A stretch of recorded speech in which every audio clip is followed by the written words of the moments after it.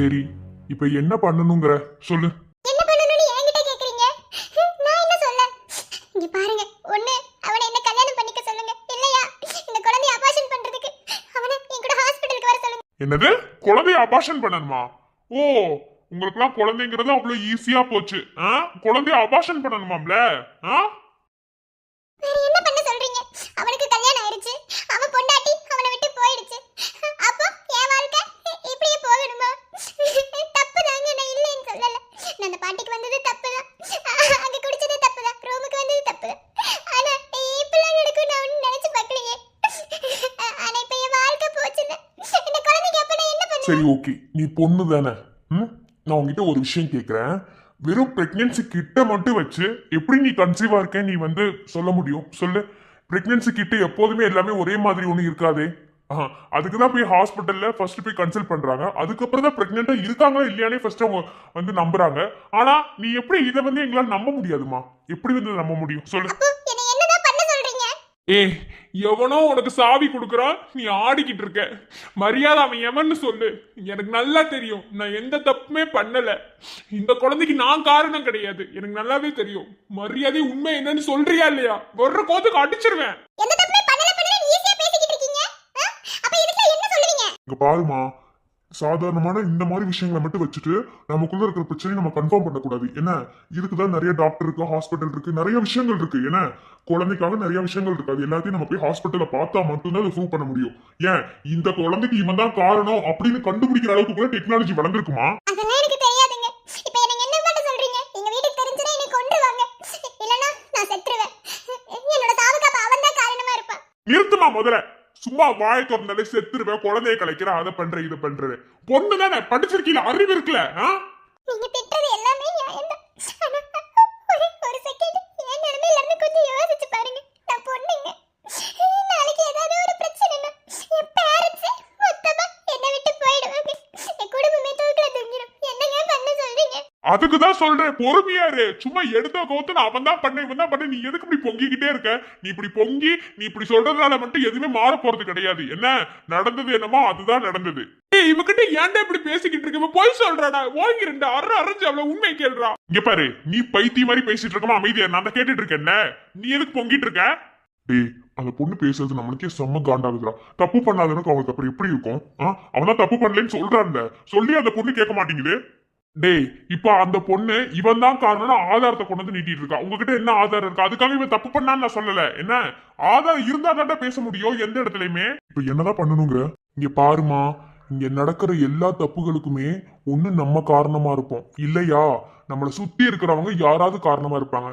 அப்படியும் இல்லையா மறைஞ்சு நின்றுதான் ஒரு ஆள் தாக்க முடியுமே தவிர நேருக்கு நேரா நீ தப்பு பண்றதுக்கு உன்னை யாருமே தூண்ட மாட்டாங்க. அதை புரிஞ்சுக்கோ. அன்னைக்கு நடந்தத ஒரு நிமிஷம் நீ ரிவைண்ட் பண்ணி பாத்தீங்கன்னா அதுலதான் ஆன்சர் இருக்கு, புரியுதா? எதா இருந்தாலும் பொறுமையா பாப்பா. அதை விட முக்கியமான விஷயம், நீ இந்த பிரெக்னன்சி கிட்ட மட்டும் வச்சுட்டு எங்க கிட்ட வந்து சொல்றது எங்களால ஏத்துக்க முடியாது. அதனால இப்ப என்ன பண்றோம்னா ஹாஸ்பிட்டல் போறோம், புரியுதா? நாங்க வர்றோம், அதுக்கப்புறம் என்ன ஏதுன்னு பாக்கலாம். அதை விட்டுட்டு குழந்தைய கலைக்கிறேன், நான் செத்து போறேன், அப்படி இப்படின்னு ஏதாவது பண்ணுன நீ அவ்வளவுதான். இப்பவே சொல்லிட்டமா, நீ ஒரு பொண்ணு. நல்லா சொல்ற, நல்லா காதுல வாங்கிக்கோ. நீ ஒரு பொண்ணு, உனக்கு லைஃப் இருக்கு. இன்னும் நீ லைஃபை முடிச்சுக்கிற அளவுக்கு நீ ஒன்னும் அந்த அளவுக்குள்ள இது கிடையாது. என்ன, உன் லைஃப் இருக்கு, இதுக்கு அப்புறம் தான் உன் லைஃப் இருக்கு. முதல்ல நீ கன்சீவா இருக்கியா இல்லையான்னு டாக்டர் கிட்ட போய் செக் பண்ணுவோம்.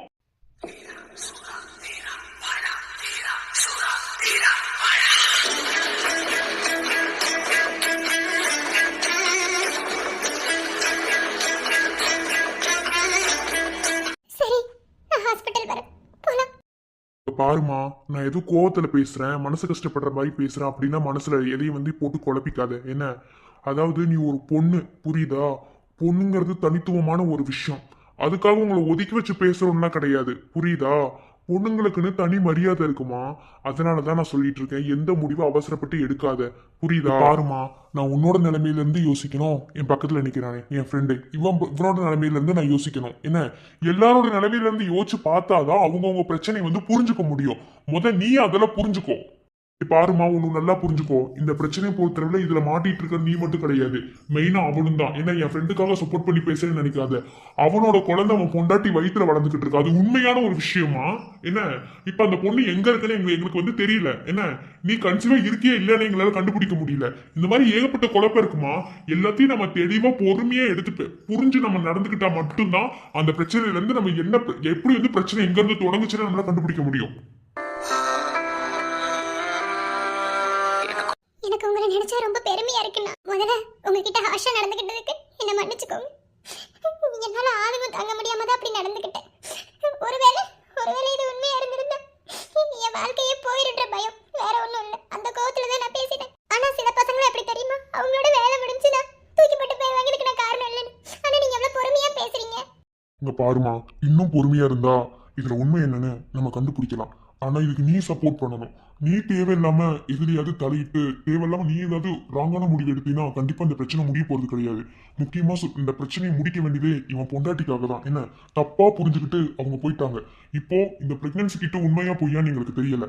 நீ சொல்ற தப்பா நினைச்சுக்காதம்மா. உன்னோட பீரியட்ஸ் டேட் தள்ளி போயிருக்கு, அதனால நான் செக் பண்ணேன். அது வந்து நீ வந்து கன்சீவா இருக்கேன்னு நீ அப்படி இருக்கிறதெல்லாம் நினைச்சு நீ எங்ககிட்ட வந்து சொல்ற. ஏன்னா அது உண்மையா பொய்யான்னு உனக்கும் தெரியாது எங்களுக்கும் தெரியாது. இதுக்குதான் ஹாஸ்பிட்டல் போய் செக் பண்ணணும்னு சொல்ற. நீ கோஆபரேட் பண்ணினா இந்த பிரச்சனையில இருந்து சீக்கிரமாவே வெளியே வந்துடலாம். கண்டிப்பா கோஆபரேட் பண்றேன். எனக்கு இந்த பிரெக்னன்சி கிட்ட பத்திலாம் ஒண்ணுமே தெரியாது. நானே நம்ம கூகுள்ல பார்த்து தான் மெடிக்கல்ல போய் வாங்கினேன். அவ்வளவுதான். அது எப்படி செக் பண்ண கூட தெரியாது. எல்லாமே நான் கூகுள் யூடியூப்ல பார்த்து தான் எல்லாமே பண்ணேன். சரி புரியுது. என்ன நீ ஒன்னும் கவலைப்படாத, பார்க்கலாம். டே மச்சான், என் பிரீத்தி. டே நான் சொல்.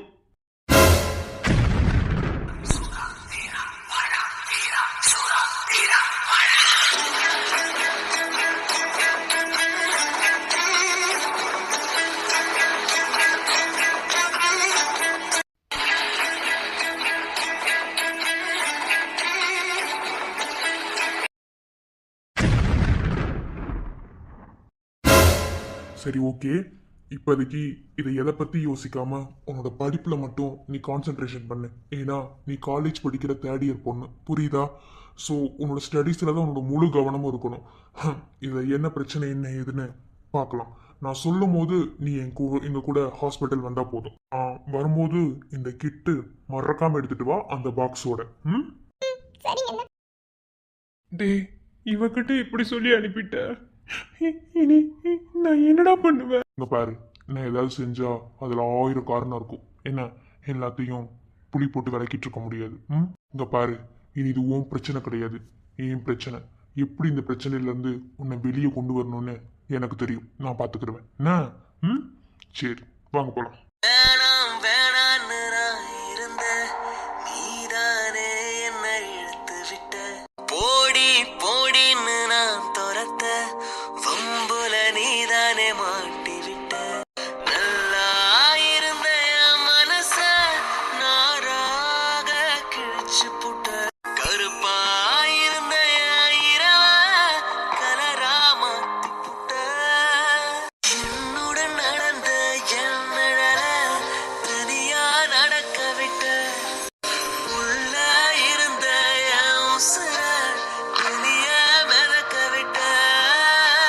வாங்க போலாம்.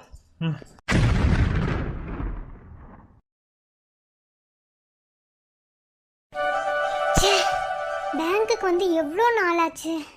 இந்த பிரீத்தியோட பிரச்சனைனால எங்கேயுமே வரவே முடியல. இருந்தாலும் மனசு கேட்கவும் மாட்டேங்குது. கார்த்தி தானே வேலைக்கு போக சொல்லிட்டாரு. சரி ஓகே, நம்ம ஒர்க்கு பார்க்கலாம். ஆனால் இந்த லூஸு ஏன் இப்படி பண்ணான்னு தான் கண்டே பிடிக்க முடியல. சரி ஓகே, சீக்கிரமா நம்ம வேலையை ஸ்டார்ட் பண்ண. Excuse me ma'am. Yes come. அட முகிலன் வாங்க, எப்படி இருக்கீங்க? நல்லா இருக்கீங்க மேம். சாரி, என்னால் பேங்க்குக்கு வர முடியல. நான் லீவ் சொல்லியிருந்தேன். என்னோட ஃப்ரெண்ட்னால ஒரு ப்ராப்ளம் ஆகிடுச்சு. ஸோ என்னால் ப்ராப்பராக பேங்க்குக்கு வர முடியாமல் போயிடுச்சு.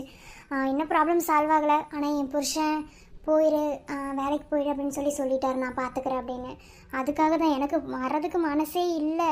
சரி அவர் சொல்லிட்டாருப்பா அப்படின்னு சொல்கிறதுக்காக தான் நான் வந்தேன். என்னாச்சு, ஏதோ லெட்டர் மாதிரி இருக்கு? சொன்னாங்க மேம், மேனேஜ்மெண்ட்ல சொன்னாங்க. ஏன் ஒரு மாதிரி டல்லாக பேசுகிறீங்க? மேம் வேண்டாம், நம்ம தான் ஃப்ரெண்ட்ஸ் ஆகிட்டோமே. ஸோ கலைனே கூப்பிடுங்க. ஃப்ரெண்ட்ஸ்குள்ளே மேம்லாம் வேணாம். அதுக்காக இல்லை. சரி ஓகே. என்னாச்சு ப்ராப்ளம்? அது ஒரு ப்ராப்ளம். ஆனால் தப்பு என்ன, யார் மேலே தப்பு இருக்குன்னு கண்டுபிடிக்க முடியாத அளவுக்கு அந்த ப்ராப்ளம் இஷ்யூ ஆயிடுச்சு. வேறு ஒன்றும் இல்லை. என்ன பண்ணுறதுன்னு தெரியாமல் முடிச்சிட்ருக்க வேலையில் தான் ரொம்ப குழம்பி போயிருந்தோம். ஒரு 1 வீக்காகவே ரொம்பவே எல்லோரும் டிப்ரெஷனில் தான் இருந்தோம்.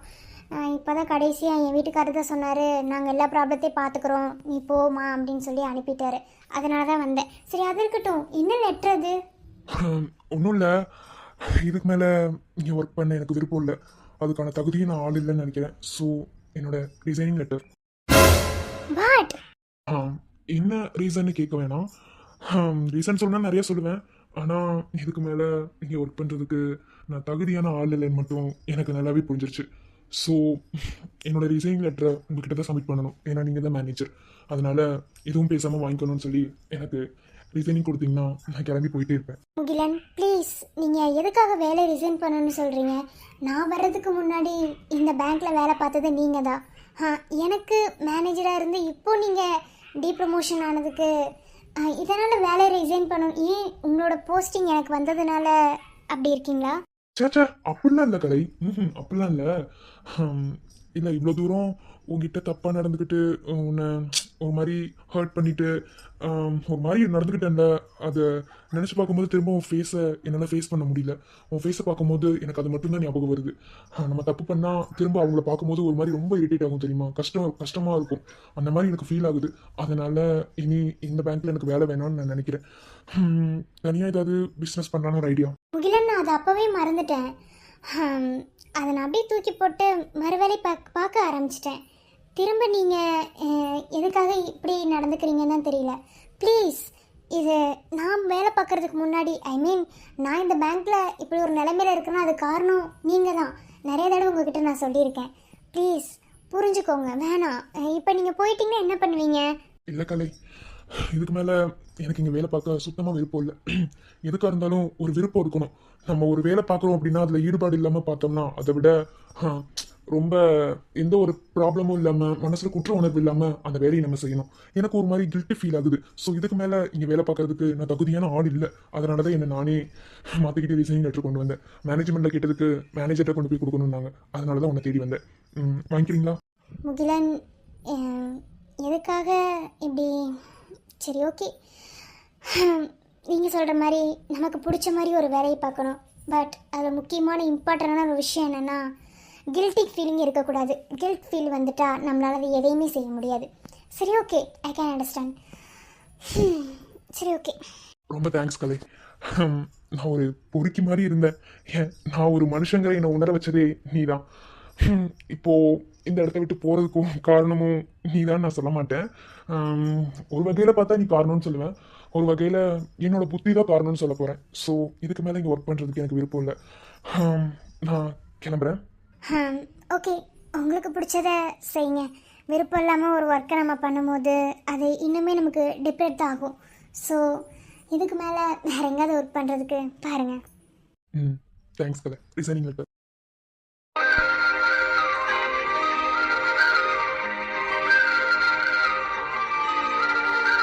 Thank you for everything. ஆனால் வேலை ரிசைன் பண்ணிட்டேன்னு சொல்லிட்டு என்னை பார்க்காம இருந்துடாதீங்க. ஐ மீன், நான் ஏற்கனவே சொல்லியிருந்தேன் என் வீட்டுக்கு ஒரு நாள் வாங்கன்னு சொல்லி. என் ஹஸ்பண்ட் கிட்ட உங்களை பற்றி நான் சொல்லணும்னு நினைக்கிறேன். அதாவது பழைய பழைய காலத்தில் நடந்த அந்த விஷயத்தை நான் சொல்லணும்னு நினைக்கல. அது பாஸ்ட்டை வந்து மறக்க தான் பார்க்கணுமே தவிர அதை வந்து நம்ம ஞாபகப்படுத்தக்கூடாது. ஏன்னா அது பாஸ்ட். அதனால் ஸோ வந்து ஒரு நாள் கண்டிப்பாக நீங்கள் என் வீட்டுக்கு வரணும். நீங்களாம் விருப்பப்பட்டு தான் இப்போ பேங்க்கை விட்டு போகிறீங்க. இட்ஸ் ஓகே, உங்களுக்கு என்ன தோணுதோ அதை செய்யுங்க. ஏன்னா மற்றவங்களோட லைஃப்பில் போய் நம்ம முடிவெடுக்கிறதுக்கு நம்ம ஒன்றும் அவங்களுக்கு நெருக்கமானவங்களாக இருக்கணும்னு அவசியம் இல்லை. அதுக்காக தான். சரி, ஓகே, கண்டிப்பாக ஒரு நாள் வீட்டுக்கு வரணும். உங்கள் வருகைக்காக நான் ரொம்பவே காத்திருப்பேன். எங்கள் வீட்டு வாசல் திறந்தே இருக்கும். கண்டிப்பாக கலை. ஏன்னா என்ன ஒரு மனுஷனை மாற்றி உட்கார வச்சதே உன்னோட கேரக்டர் தானே. ஓகே, கண்டிப்பாக ஒரு நாள் வரேன். ஓகே. மாற்றம் ஒன்றே நிலையானது. மாற்றம் ஒன்றே நிலையானது. யார் வாழ்க்கையில் எப்போ மாற்றம் வரும்னு யாருனாலே சொல்ல முடியாது. அடுத்த நிமிஷம் நிலை இல்லாத வாழ்க்கை. இருக்கிற வரைக்கும் ஹாப்பியாக இருப்போம்.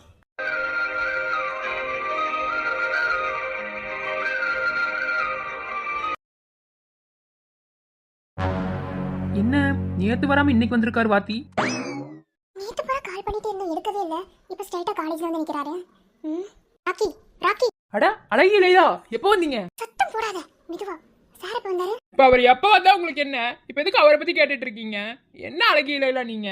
வந்தது வராம என்கிட்ட பேசாம இப்பதான் அவரை பத்தி கேட்டுட்டு இருக்கீங்க. டேய் ஐயோ சார். ஸ்னேகா, நீங்க ஏன் ஸ்னேகாங்கிறீங்க? மேம்னு கூப்பிடுங்க. இவன் ஒருத்தன். டேய் இருடா. என்னாச்சு, நீங்க வந்திருக்கீங்க? ஜீவா, அத நான் உங்களை பார்த்து கேட்க. அழகி இல்லையா, அவர் தான் உங்களை ஸ்னேகான்னா நீங்க அவரை ஜீவாங்கிறீங்க. சார்னு கூப்பிடுங்க. எதுக்கு பேர் சொல்லி 2 பேரும் கூப்பிட்டு இருக்கீங்க? ஒரு மாதிரி இருக்குல்ல. ராக்கி எந்த இடத்துல எப்படி நடந்துக்கிறேன்னு தெரிய மாட்டேங்குது. எனக்கு எல்லாம் தெரியும் அழகி இல்லையா. உங்களுக்கு தான் போங்க. சரி கோவப்படாத. ஜீவா, எஸ்டர்டே ஃபுல்லாவே கால் பண்ணிட்டு இருந்தேன். நைட் ஒரு 12 o'clock கூட மெசேஜ் கூட பண்ணேன். நீங்க அதை அட்டெண்ட் பண்ணல. என்னது 12 மணிக்கு வாட்ஸ்அப்ல மெசேஜ் பண்ணீங்களா? வாட்ஸ்அப்ல இன்ஸ்டாலயா? சோ ராக்கி ஏன் இப்படி படுத்துற? கொஞ்ச நேரம் இரு. கீழேலா என்ன பார்த்தா படுத்துற மாதிரி இருக்குல்ல. போங்க, அந்த வாத்தி கூட எடுத்துக்கங்க. இனிமே எங்கட பேசாதீங்க அழகிலேலா. டேய் ஏன்டா அப்படி இருக்க? ஒரு நிமிஷம் இருடா. என்னாச்சு? ஏன் எதுக்கு கால் அட்டெண்ட் பண்ணல? சரி கால் அட்டெண்ட் பண்ணல, ஏதோ பிஸியா இருந்திருப்பீங்க. ஓகே அக்செப்ட் பண்றேன். ஆனா ஏன் நீங்க மெசேஜ் கூட அட்டெண்ட் பண்ணல? இன்ன வரைக்கும் அட்டெண்ட் பண்ணாம தான் இருக்கீங்க. அது ஒன்றும் இல்லை, அது ஒரு ப்ராப்ளம். நான் அப்புறமா சொல்லட்டுமா? நான் வந்து பிரின்சிபலை பார்க்கணும், பார்த்துட்டு வரேன். ஓகே ஜீவா, ஒன்றும் ப்ராப்ளம் இல்லை. அதெல்லாம் ஒன்றும். என்னங்கடா நடக்குதுங்க? இவங்க ப்ராப்ளம் இல்லைங்கிறது அவங்க சேச்சாங்கிறது.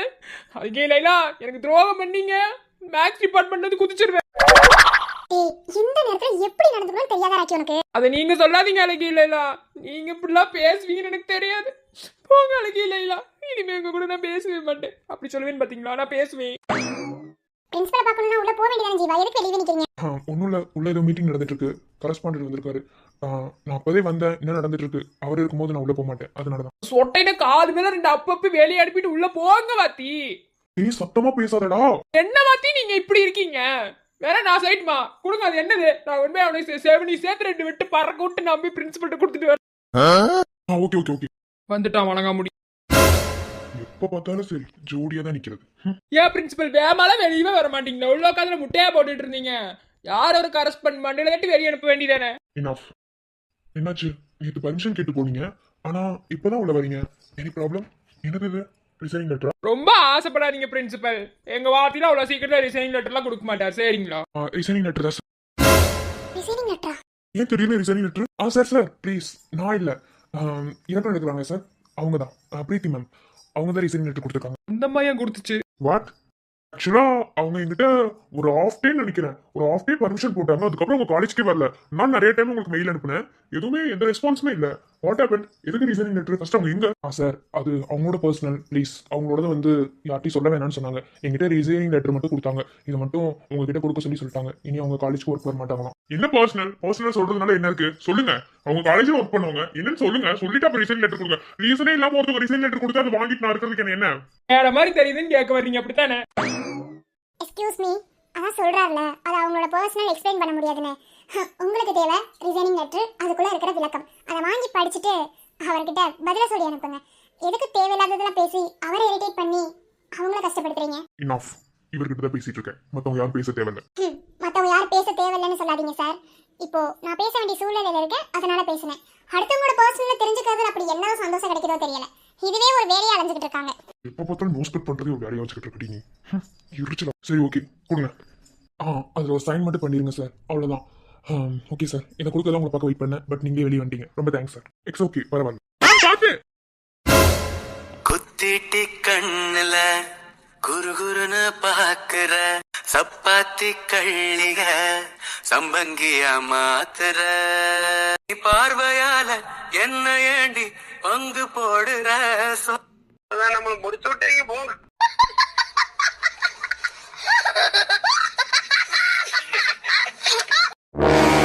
சரியான கிறுக்கு பயலாம் இருப்பீங்க போல. வீட கூட ஒழுங்கா பூட்டிட்டு போகணும்னு தெரியல. என்னமோ சரி, நாம தேடி வந்த பொருள் இங்க இருக்கான்னு பார்க்கலாம். எப்படி மிஸ் ஆயிருக்கோம் ஒண்ணுமே புரியலையே. அதுவும் இம்பார்ட்டன்டான ஒரு செயின் எப்படி மிஸ் ஆகிருந்திருக்கோம். அன்னைக்கு லாஸ்டா இங்கே தானே வந்துட்டு போனோம். இங்கே வந்துட்டு போனதுக்கப்புறம் வேற எங்கேயுமே நம்ம போலையே. அப்புறம் இங்கே தானே மிஸ் ஆயிருந்திருக்கணும். நானும் வீட்லையும் தேடிட்டு அவகிட்ட கேட்டுட்டேன். எப்படி மிஸ் ஆயிருந்திருக்கோம்? Excuse me. ஐயோ, இவனுங்க கதவு திறந்து கிடக்குன்னு உள்ள வந்தா இவனுங்க என்ன ஒருவேளை நம்ம எது தேடி வந்தோன்னா கண்டுபிடிச்சிருப்பானாலும். சந்தேகமே வேண்டாம். வாட்? இல்ல இல்ல இல்ல, நாங்க டோரை லாக் பண்ணவே இல்லை, மறந்துட்டு போயிட்டோம் அப்படின்னு சொல்றதுல சந்தேகமே இல்லைன்னு சொல்ல வந்தேன். ஆமா, ஆளுநர் வீட்டுக்குள்ள உங்களுக்கு என்ன வேலை? டேய், நீ தான் என் வீட்டுக்குள்ளே வர மாட்டேன்னு சொன்னில, அப்புறம் எதுக்குடா இங்க வந்து நிக்கிற? ஆமா, எனக்கு மட்டும் தலையெழுத்து பாருங்க. வீட கூட ஒழுங்கா பூட்டாம போயிருக்கீங்க. அப்படி என்ன உங்களுக்கு எல்லாம் அலைச்சலோ என்னமோ. அப்படியே தேடி தேடி பைத்தியம் ஆயிரு. என்ன காதல் படம் பரத் மாதிரி தான் சுத்த போற, அது மட்டும் நல்லா தெரியுது. என்னோட திங்ஸ் ஒன்ன காணோம். அன்னைக்கு இங்க வந்துட்டு போன மிஸ் ஆயிடுச்சோ சைடு தான் தேட வந்தேன். ஓ அப்படியா? என்ன திங்ஸ்னு கொஞ்சம் சொன்னீங்கன்னா நாங்களும் தேடி தருவோம். அது உங்களுக்கு தேவையில்லை, அது என்னோட திங்ஸ், நான் எடுத்துக்கிறேன். ஓகே, நீங்க உங்க வேலையை பார்த்துக்கிட்டு கொஞ்சம் ஒதுங்கி நின்னீங்கன்னா போதும். ஏன்னா இங்கே தான் நான் வந்துட்டு போனேன். வந்துட்டு போனதுக்கு அப்புறம் நான் வேற எங்கேயுமே போல. ஓ, வேற எங்கேயுமே நீங்க போலையா? சரி சரி. பார்க்க கூட போலையா என்ன? என்ன கருவாய பேசுற பேச்சே ஒரு மாதிரி இருக்கு. வாட்? அது நாங்க பார்க்ல இருந்து தான் வந்தோமா, அதான் அங்க கூட நீங்க போலையான்னு கேட்டேன், வேற ஒண்ணும் இல்ல. சரி சரி, தேடுங்க தேடுங்க. என்ன இவனுங்க ஒரு மாதிரியில பேசுறாங்க? என்ன வந்தானே, நமக்கு தேவை நம்ம செயின் தான், முதல்ல அதை தேடுவோம். டேய் என்னடா, அமைதியா இருக்கு மச்சான். என்னடா நடக்குது எனக்கு ஒன்றும் புரியல. புரியவே வேணாம், அமைதி. ஏங் ஏங் டேய், எனக்கு தான் மாதேசன் பேர் வச்சிருக்காங்களே, அப்புறம் என்ன ஏங்குன்னு? என்ன நக்கலா? ராஜேஷ் உன் ஃப்ரெண்ட்ஸ் கிட்ட சொல்லி வச்சிராமா. டேய், நீ முதல்ல வீட்டை விட்டு வெளியே போடா. இல்லைங்க, நீங்க தேடின விஷயம் கிடைச்சதுங்களா? இல்ல நாங்க வேணா ஹெல்ப் பண்ணட்டுங்களா? கொஞ்சம் சொல்றீங்களா? பரவாயில்லைங்க. டேய், நான் தான் சொன்னேன் எவனும் தலையிட வேணானே. எனக்கு தெரியும் என்னோட பொருளை தேடுறதுக்கு. சரி ஓகே ஓகே, தேடுங்க. டேய் மச்சான், டேய் மச்சான் கவினு, நீ ஒன்னு கேள்விப்பட்டிருக்க பழமொழி? ஆடு தன்னால வந்து தலைய கொடுக்குதுன்னு சொல்லுவாங்க தெரியுமா? அது இன்னைக்கு நம்ம பார்க்க போறோம்டா. என்ன ஒரு மாதிரி பொடி வச்சு பேசுறானுங்க? என்னவா இருந்தானே நாம தேடலாம். என்னடா? இல்ல, ரொம்ப நேரமா தேடிட்டீங்கல்ல, இனி தேடினாலும் அது கிடைக்க போறது இல்ல. ஏன்னா அது எங்க போய் சேரணுமோ அங்க சேர்ந்துருச்சு. சோ நீங்க வெளியே போறீங்களா? டேய் என்னடா? ஆக்சுவலி நீங்க தேடி வந்த பொருள் இதுதானே மிஸ்டர் மாதேஷ்? ஐயோ, இது எப்படி இவங்க கிட்ட போச்சு?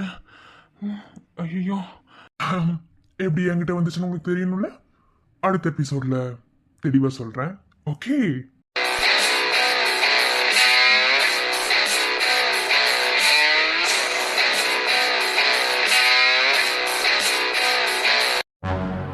டாக்டர், உங்க ரிசல்ட்டுக்காக தான் ரொம்பவே வெயிட் பண்ணிட்டு இருக்கோம்.